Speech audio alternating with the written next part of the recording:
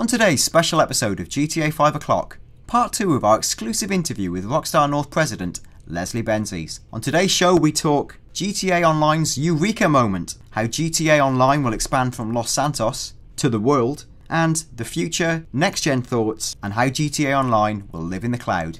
All this and more on another bumper episode of GTA 5 O'Clock. Hi, I'm Dan Dawkins, host of GTA 5 O'Clock. You heard us yesterday talking to President of Rockstar North, Leslie Benzies. We're back today with part 2 of our interview.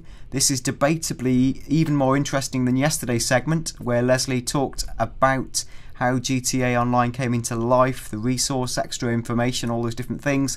Today he talks about the future of GTA Online, how it's going to evolve, the creator tools, with some really interesting cryptic stuff about how the game might evolve into next gen.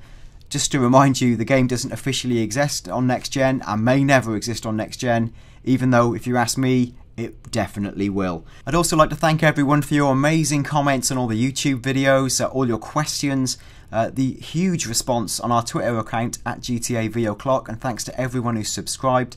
We've got so many questions to answer. Rather than attacking each answer one by one on Twitter, what we're probably going to do is either host a special Q&A show. In fact, we are going to do that. We're in fact thinking about doing a live Q&A show, a format to be confirmed, likely held on computerandvideogames.com, where you can ask us questions on the fly and we'll do our best to answer them. So many plans for the show as we move forward. A lot of people are speculating about what we're going to do when the game's out. Trust me, that is not the end of GTA 5 O'Clock. In fact, that is probably the start.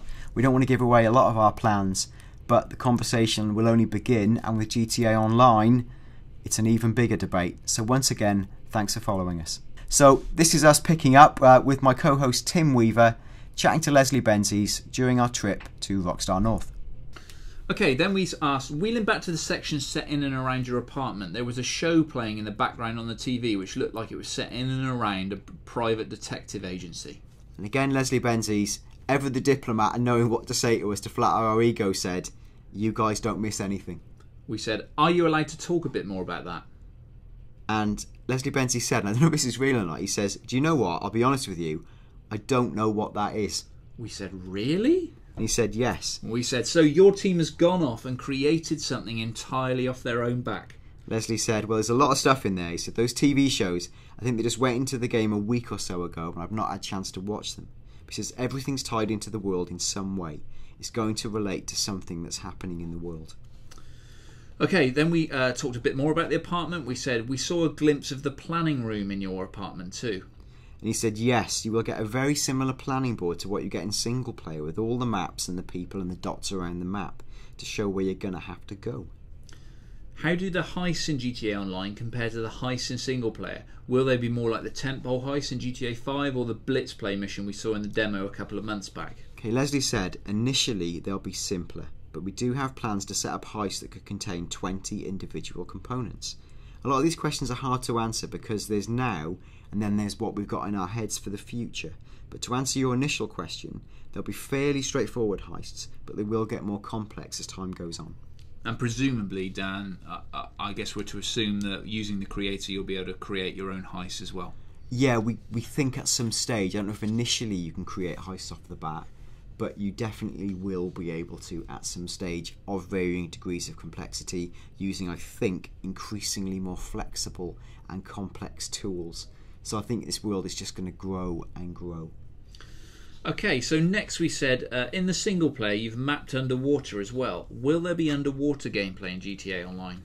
Well, Les said, we're not really pushing the underwater side right now, but once we get the first batch of content out, which is going to be a lot, hundreds and hundreds and hundreds of missions, then we'll start looking at some other things. Underwater, getting the subs going, they're all there, it's all ready to go. And underwater's kind of cool. I think we're going to find that a lot of people like underwater, so I think it's an area we might utilise in the future. One thing you did confirm was that mini-games like tennis were available. Does that mean you can play 4-player tennis? Now this, Dan, is our favourite bit of the interview. This, I mean, if this is my sole contribution to my tombstone, I could barely say that I've lived, but at least, you know, we've contributed something to GTA 5. Yeah. Leslie said, "Do you know what? That's a good question. It's something we've never even thought about. 4-player tennis. You know that. Then he went, shite. No, tennis is only 2-player. And he stopped and he said, do you mind if I write that down? Yeah. And then he went off literally to get a pen and paper to write down the idea for 4-player tennis. We sort of joked, we've made a contribution to GTA 5. And he said, yeah, that'll be fairly straightforward, actually. So, Dan, if 4-player tennis appears in GTA Online, I guess we'll be expecting royalty checks coming through the post, I guess. Yeah, I'm pretty sure I'll be able to retire on the back of that, Tim. Yeah.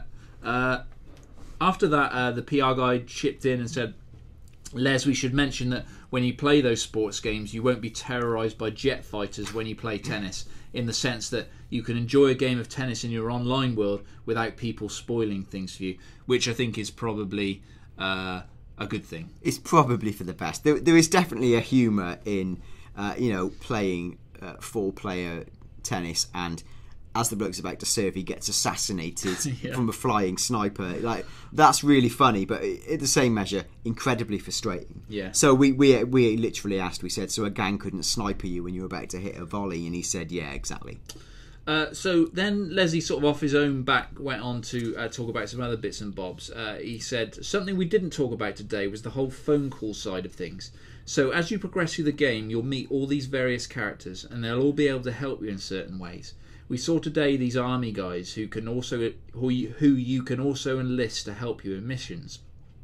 Let's imagine we were playing the first mission, which I assume he means the bike stealing mission, I guess.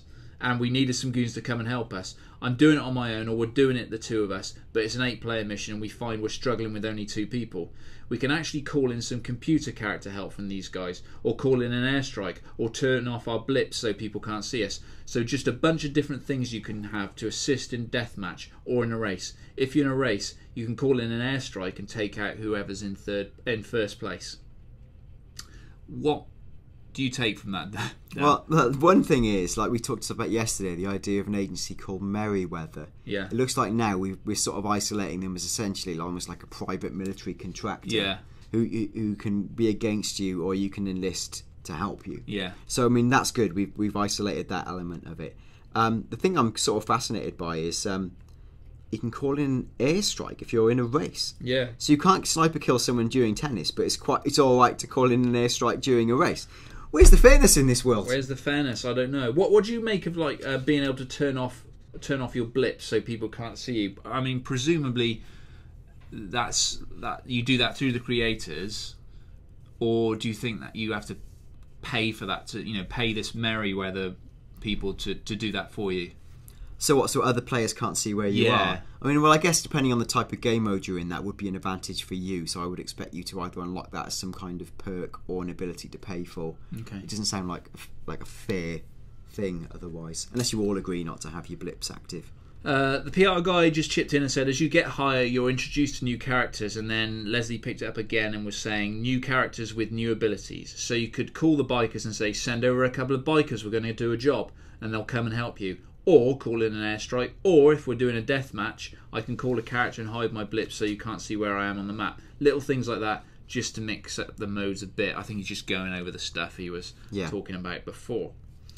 We asked, will there be a way for crews to directly face off in a mode to show who's the best?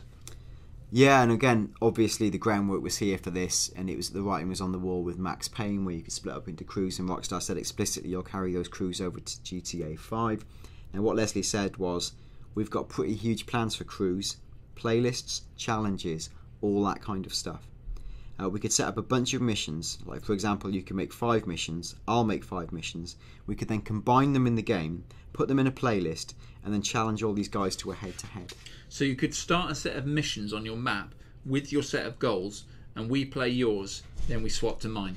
Yeah, and he says play can be made up of anything, anybody's mission, any style of mission. You just bung them in the playlist, it all goes through, and it'll score you at the end. You can do head-to-head challenges, or you could set up a challenge for everybody in the world to beat. So you could make a race, for example 5 races, set up a challenge, post it to the social club, then everyone in the world can try and beat your score.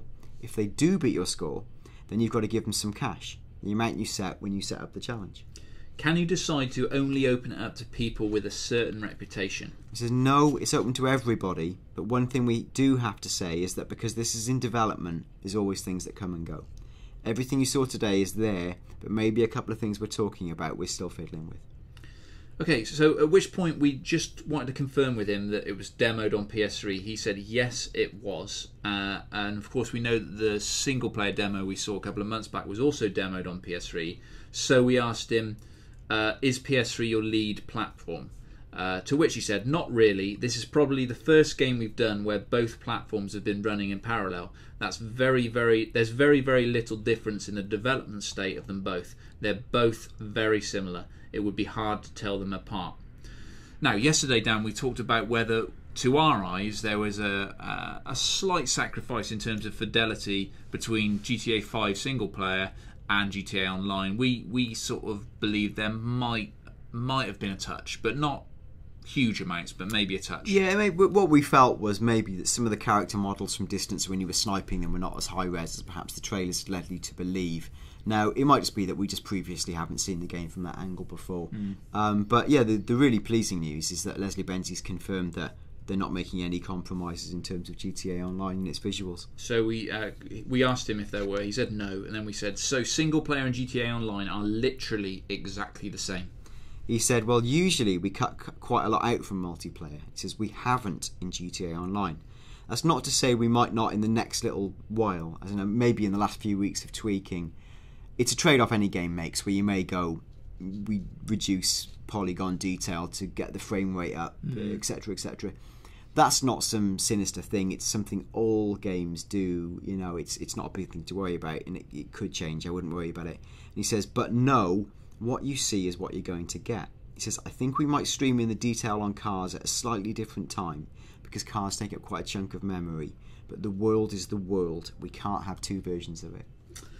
Okay, so from there we sort of moved on a touch. We said, obviously we've seen the game running on current gen systems, but in 3 months we'll be in a situation where next gen consoles will be arriving. How do you plan to develop GTA Online as the audience migrates over the next year or so? Yeah, this is us obviously stabbing at the PS4 and Xbox One button in a different way, and this was interesting. Like Leslie said, we already have plans for what the next world holds in terms of missions, new content, clothes, apartments for the next while. But we really want to see what people are playing, and we're putting a lot of effort into the back end so we can keep an eye on exactly how long people are spending in deathmatch, races and all the other modes, just to see what they're doing. If we see any peaks anywhere, then we know where to concentrate our efforts. There's not a lot of data out there for us. There's very few games like GTA Online, so we'll play it by ear and see what consumers want. Now, I think then that was effectively him sidestepping my question about how it's going to evolve to next-gen systems. But don't worry, folks, because I didn't give up. We pressed the point. Yeah, we went back in later on to ask that question again. So we'll carry on from the conversation thread. Yeah, we said, do you see a player's online identity as being kind of agnostic? So the stats they build up in GTA Online now will be continue accruing regardless of platform. So yeah, we're saying, well, your stats you set up now exist for all time, kind of through the cloud, irrespective of platform. Well, you know, what Leslie Benzies said was, well, we've been working towards that for a while. It started with Max Payne 3 and the crews. The crews you can take across and use them here. And we'll give you little bonuses if you've got a Max Payne character at a certain level. So that was quite an interesting revelation. And he said, so yeah, we want this to be an ongoing thing. This isn't just for GTA 5, it's for the future of all our games. Okay, this next one's a biggie. What scope have you got for expanding beyond the locations we're seeing already? Yeah, if my head had already flipped off and was steaming, this was magma time. This was like the volcanoes flipped. He says, well, one thing we've toyed with, and we've talked about this before, so it isn't really a spoiler, is the ambition to grow this world until it's the world. We're just going to add new things to it, new places all the time. We've set this up so there are no limitations. The only limitation is the size of the disk and how much memory we've got. We could, if we wanted, simulate the entire world, different countries, whatever. Whether we do that or not, as in like they don't know, but we've got a bunch of old stuff that we're toying with using. Well. Just so much in 1, 2, 3, 4, 5, 6, 7 lines. Dan, talk us through it. Well, it tallies entirely with the intentions for GTA Online. GTA 5 and Los Santos is purely the springboard for a persistent online world where your stats and your character accrue forward. Now, it could be that whilst we start in what's Los Angeles, Los Santos, it's entirely possible. I will add, this is my speculation. Yeah, this is purely our speculation. Rockstar wouldn't comment on it at all. The game starts in Los Santos, you develop your character. It might be that, let's say, after 3 to 6 months, Rockstar go, bored of Los Santos, are you? Well, okay. And it could be something minor, like we've unlocked Santa Catalina off the coast. That's one way they could go. A much bigger way they could go is, hey, do you know what? Once upon a time we made GTA Vice City, and right now we're unlocking all of Miami or Vice City for you to take your current GTA Online character into that. Hey, do you know what? That's not good enough, because a year down the line we're going to unlock Liberty City. 2 years from now, okay, you've got all those amazing American cities, you've always wanted GTA London. How about we give you GTA London? And, you know, before we get shouted down in the comments, he does say here, we've got a bunch of old stuff that we're toying with using. Now, GTA 4, set in Liberty City, is already set in the HD era. So, presumably, I mean, again, I underline that I'm no programmer, but presumably that's relatively straightforward to kind of bring across to this kind of environment. I think apart from transplanting the game character mechanics, the world as it's built, the geography and the locations are fine. I'm sure they could be... You know, there's already been a multiplayer online game within GTA 4. They could easily transport that, give or take a tweak. What's more interesting is something like Vice City that wasn't necessarily as built out. That might be a bigger geography relocation challenge, but we talked about this again. Let's say that as a spin-off within the GTA Online universe, you could almost like go back to the 80s, a bit like the recent Far Cry mod, where you play sort of like a gameplay tweaked 1980s authentic version of GTA Online just within Vice City, almost like you're going back in time. And maybe deliberately the graphics aren't as good because you know, they want you to feel the retro vibe and bring back the soundtrack. That is purely speculation, but that is fascinating. And again, if you build this out over time to the nth degree, you've got a game that's like essentially in the cloud, it's platform agnostic, it's set across multiple locations. It might be that, you know, Tim and I in 5 years time, you know, heaven forbid, who knows what we'll be doing, we might virtually live with the characters we created 5 years ago but in GTA London, and like we catch virtual flights back out to our old hangout in GTA Los Santos with all the equipment, the characters, the friends, all the connections we've made over the years, all the battle scars. It's really exciting. And I don't think Rockstar, they've got ideas and ambitions, like in the same way I'm speculating. They don't know where this is going yet, because no one can really predict what's the preeminent console technology, will the cloud really work, all these different factors you've got to take into account about the video game world, but they're thinking ahead to this place. And also, you know, whether enough people are interested in GTA Online in the first place. I'm pretty confident that a lot of people will be interested in GTA Online, but, you know, like sort of building and maintaining an MMO is hard. It's hard. Like, lots of people, lots of big companies have failed at doing it. Yeah, and this is again where we said logically, well, you can't expect a game or essentially a service like this to exist for all time for the one-off price of buying GTA 5. Now, this is our speculation, I will add, because, you know, Rockstar haven't got any comment or thoughts on this really. I would expect them at some stage to introduce mechanics to monetize the GTA Online experience, because that is only logical. It just will happen. I mean, I'm you know, it just makes complete sense, because that is how this system will need to operate. Because the costs of development for something like this are going to be huge. Now, you can't just like you said earlier, you can't just rely on a £50 payment up front. And let's face it, which stores actually sell games for £50 these days? So it's not even going to be £50. I know, and again, I think Rockstar are looking the way generally games are increasingly in the wider games market. Less and less standard £50 box games sell well.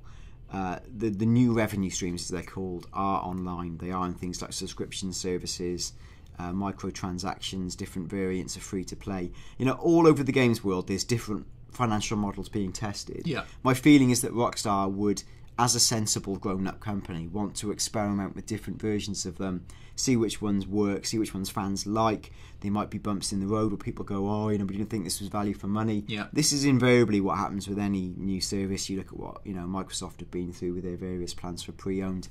But I think Rockstar are like, the vibe I get, this is not them speaking, is that they're very open-minded. They're aware that at some stage they're going to have to charge for things. They're not quite sure how they're going to do it yet, and definitely aren't coming out and saying it's going to be X, it's going to be Y. But definitely at the start, this is GTA Online, a free experience, and a springboard to a sort of planned out but unknowable future. Okay, so the excitement was buzzing after that, Dan. We asked him, is there... we sort of extrapolated out from what he was talking about, building the entire world, which I assume could be GTA London, could be the long-fabled GTA Bogota, or whatever it was. It could be any number of things. We said, is there some kind of holy grail at the end of the game? Some kind of definitive end stop? And again, he said, probably not. He says, because we want it to last forever. He says, we'll stop when we simulated life. And then he said, and that will be the end. He was saying it lightheartedly. Yeah, he was joking, and he says, well, no, he said, but seriously, people have to keep going. There should never be I've reached the end point. And he said, we've got to have goals, we've got to have stepping stones, but there should never really be an end. I mean, that's like life. You don't get to a point in life where we like video games because they give us neat structures and rewards and pats on the head, and then go, end of the game, you've won. Like, life never does that. It's just a messy, ongoing train of objectives you create yourself and various other problems and excitements. So, in a microcosm way, they'll package that up better in GTA Online, but they won't be like you are now Richard Branson with Uzis, you win, the end. But what an end stop that would be. Oh, absolutely. Is there anything else in the GTA Online demo that we saw today that you wanted to make mention of? And this is what Leslie Benzies stressed. He said, look, what you saw in the demo today is such a tiny part of it. The actual thing is such a huge entity. It's massive and it's ever evolving. It can be whatever you and your friends want it to be. You can make your own world in any way you want, place the missions how you want, have the types of missions you want. So hopefully people will modify it to suit them. So do you think the next generation will help and allow you to expand your plans more easily? This was us clumsily shoehorning in the PS4 and Xbox One question again, refusing to let it lie. Leslie Benzies said, we'll get the current gen version out first and we'll see what happens in future. Which is pretty much in line with what we'd expect them to say. Again, I'll put my record on about this. My feeling, Tim's feeling, our feeling is that at some stage GTA will come out on next-gen systems. I'm not even going to enter in an argument. I simply think it will. One thing is interesting now, it may have modulated my thinking, it might be that GTA 5 doesn't come out on next-gen systems, even though I still actually think it will. Yeah. But I think GTA Online definitely will launch on next-gen systems because it's a commitment for all time. So 3 years from now, when everyone owns a PS4 and Xbox One and whatever else they're playing on, Rockstar aren't going to force you all to play on a PS3 or a 360. That would literally be insanity. So a version of GTA will exist on next-gen systems. And don't forget that also that we should factor in PC here, because this type of experience is very, very much at home on the PC. Oh, even more so. So again, what we tied in, PC version shoeing. Okay, I've lost where we are. Oh yeah, here we are. But you're almost, so we said to him, but you're almost transitioning to a point at which GTA Online becomes a service and the choice of console is irrelevant. Have you thought about a future where GTA exists within the cloud? Yeah, this next bit was brilliant because it was really open. Leslie Benzies said, everything's going to the cloud, isn't it? He said it's the future and the boxes become less relevant. It's more about the content. It's more about the data and the hardware. And yes, whether you're on your iPad, your iPhone, your Android or your console, to me it doesn't matter what it is, it's a game. Now, this is my response on that now. And I just think it's fascinating that they're sort of they're not grateful or thankful for using the current systems, but I think they're aware that sometime in the future, as has been variously predicted, it might be that the preeminent way to play games might not be PS4, PS5, Xbox, whatever it is. It's going to go beyond that to living on the cloud like a service. And I think Rockstar are seeing themselves already in that space. I don't know if you've got any other thoughts about it, really. No, I think you're absolutely spot on, and that is the most natural evolution for GTA Online. I mean, it just is. Yeah. At that point, you don't have to worry about who's doing what. You just have to worry about the cloud. Yeah. Having said that, we went on and said to him, it's a topic that's consistently talked about within the industry, and yet sometimes it still feels like a pipe dream. But then you speak to someone like Hideo Kojima and he thinks that's where it's going. Do you think that technically it seems conceivable, the cloud, putting everything on the cloud, and will it be better for developers? And here Danny says something that's quite interesting. Yeah, he says, well, it's good and bad for developers. He says, good for developers because you write one set of code and it runs everywhere. He says, but then Sony and Microsoft do set you up with a good platform. You can plug a game in and it goes. You download something on your phone, like iOS, it's fair enough. But you can download an Android phone, and we've seen it with your apps, and sometimes that doesn't work. I think what he's trying to say, without picking on any platform particularly, is that a world of sort of unsolicited, unverified apps can get quite messy. Yeah. Where if you do things for Microsoft and for Sony, it's sort of approved and verified by them. So it's your guarantee of it working, essentially. Yeah. And he says, and that's kind of a level of frustration you don't want to be giving customers. If you get your game, you plug it into something and it doesn't work, you've basically lost your customer. So, the idea of the cloud is good and bad. He then goes on to say, these guys, and he means Sony and Microsoft, do a great job of making it nice and simple. You plug it in, you pop the disc in, you sit down and you play it. But when somebody's figured out a way for the hardware to work together so it's all compatible, like Apple have done a pretty good job of, then maybe it'll happen, but it's not coming for a while yet. I mean, this is kind of our beautiful, one nation future, as imagined by John Lennon in the digital universe, of all the consoles holding hand, or a world without console division or console wars. The cloud unites us all. It's an extremely utopian vision. Who knows? I mean, I think as long as there's markets to be cut and money to be made, there will exist competition for competing devices.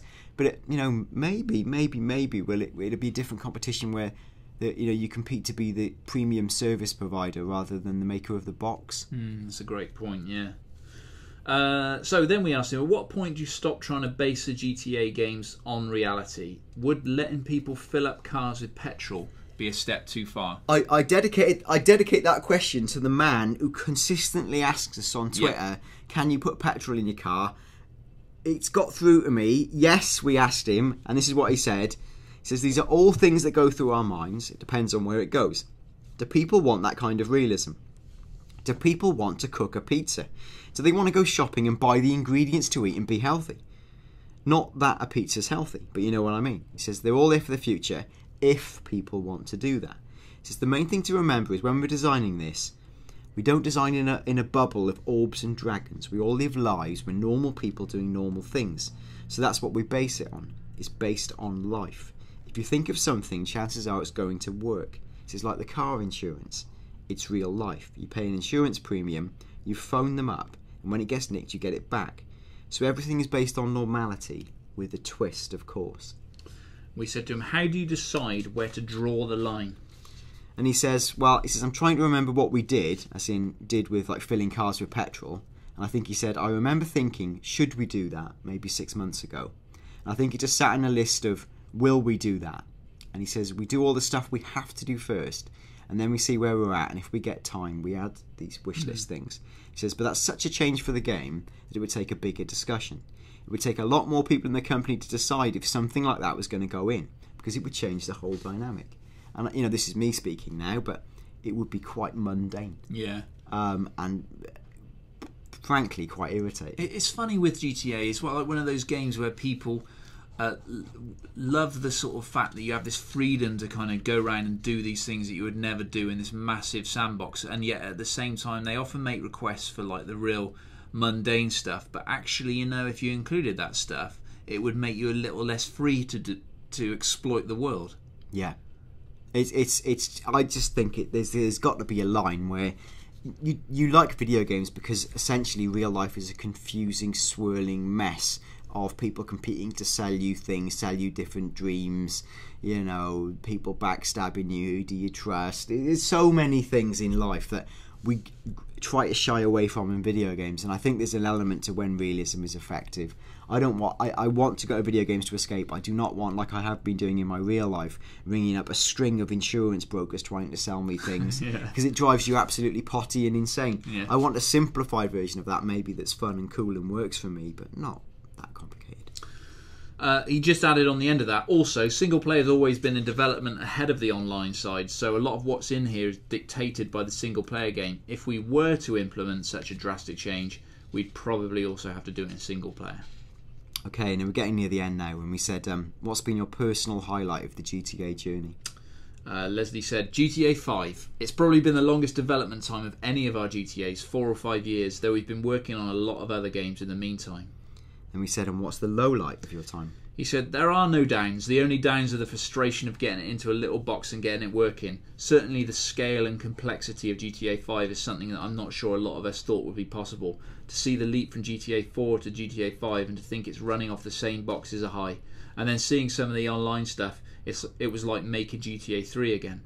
GTA 3, we did things in there that no one had done, streaming and that type of thing. And again, this time we took a lot of risks with online, and it looks like it's paying off. And seeing the guys in the Titan and the helicopter, that gives me a little spine-tingling moment.